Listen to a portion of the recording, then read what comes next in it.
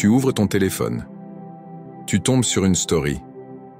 Une personne que tu connais à peine vient de poster son smoothie bowl parfaitement aligné avec son tapis de yoga.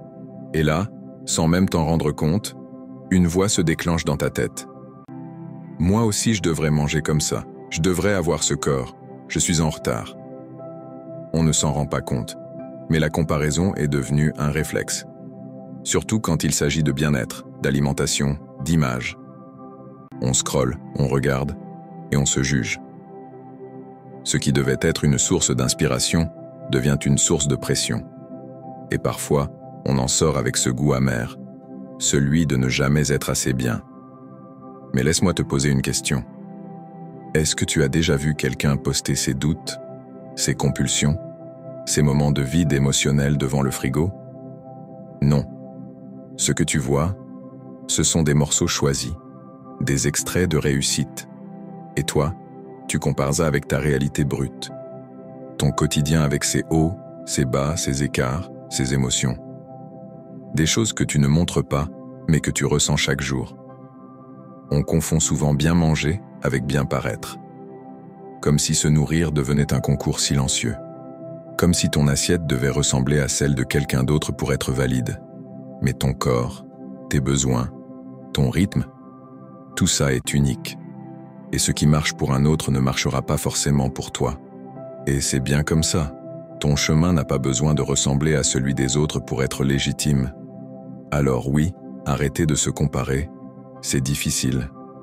Parce qu'on a grandi avec cette idée qu'il faut être comme, faire comme, ressembler à. Parce que depuis l'enfance, on nous a souvent mis en compétition. Notes, performances, apparence. On a appris à se juger en fonction des autres, au lieu d'apprendre à s'écouter. Mais si on essayait autre chose, si on commençait à se reconnecter à soi, à ses sensations, à ses vrais besoins, et si, au lieu de chercher à ressembler à un idéal, tu cherchais à te comprendre, à comprendre ce que ton corps aime vraiment, ce qui lui fait du bien, ce qui l'apaise.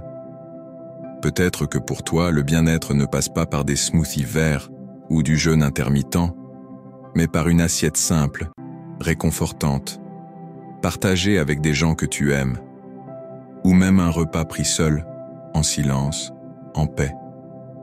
Et c'est déjà très bien. Tu as le droit d'avoir des envies différentes, des rythmes différents, le droit de prendre ton temps, le droit de ne pas te sentir aligné tous les jours, et surtout, le droit de ne pas coller à ce que les autres attendent ou montrent. Tu as le droit d'être en construction, le droit d'expérimenter, le droit de ne pas savoir, et tu as aussi le droit de changer, de tester, de revenir en arrière, de recommencer. Parce que le bien-être n'est pas une ligne droite. Il ressemble plus à un sentier, parfois brouillon, souvent sinueux, mais toujours vivant. Et ce chemin-là, c'est le tien. La prochaine fois que tu sens la comparaison monter, respire. Pose ton téléphone, demande-toi, est-ce que ça me fait du bien là, maintenant? Est-ce que ce que je vois m'aide ou me blesse? Et rappelle-toi que tu n'es pas en compétition avec qui que ce soit. Tu avances à ton rythme. Ton corps n'a pas à ressembler à une tendance Instagram. Il a juste besoin qu'on l'écoute, qu'on l'honore, et surtout, qu'on le respecte. Avec douceur, patience et constance. Et puis, rappelle-toi que personne ne vit une transformation réelle en se comparant. Les vraies évolutions se font dans l'intimité, dans les choix quotidiens, dans les doutes traversés seuls, dans les petits pas qu'on fait dans l'ombre, loin des likes et des filtres. Ce n'est pas ce que tu montres qui compte, c'est ce que tu vis, ce que tu ressens, ce que tu construis doucement pour toi.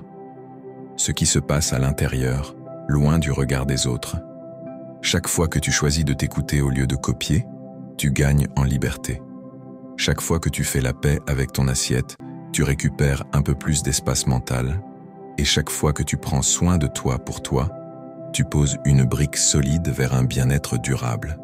Un bien-être que tu crées de l'intérieur, sans permission extérieure. Ce chemin-là est plus lent, mais tellement plus doux. Et c'est justement dans cette douceur que se cache la vraie force. Il ne crie pas, il ne s'exhibe pas. Il se construit en silence dans les gestes quotidiens, dans la régularité invisible. Et il transforme tout. Et tu sais quoi? C'est normal de douter. C'est humain de se comparer. L'important, ce n'est pas de ne plus jamais le faire, mais d'apprendre à ne pas s'y perdre, à revenir à soi, à ce qu'on ressent, à ce dont on a vraiment besoin. Et ça commence souvent par de toutes petites choses.